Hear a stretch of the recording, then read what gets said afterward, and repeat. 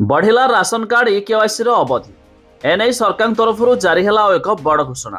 तेज आज फेब्रुआरी मास 15 तारिख में शेष होगाकू बेले पुणी केते तारिख पर्यंत वृद्धि है आसतु संपूर्ण अपडेट जानिबा। जदि आपणकर राशन कार्ड टे अच्छी नचेत आपण भी बहु असुविधार सम्मुखीन हो पारती, आपणकर कार्ड टी बातिल हो पारे।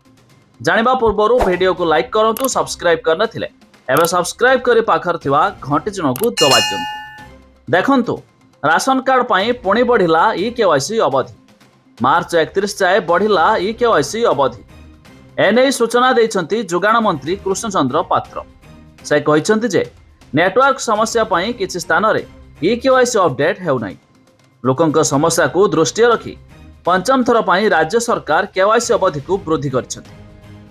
90% लोक ई केवाईसी अपडेट करिथिया बेले आउरी 33 लाख लोक बाकी अछंती। तेबे नेटवर्क समस्या सह विभिन्न कारणरू लोक माने ई केवाईसी करिनाहांती।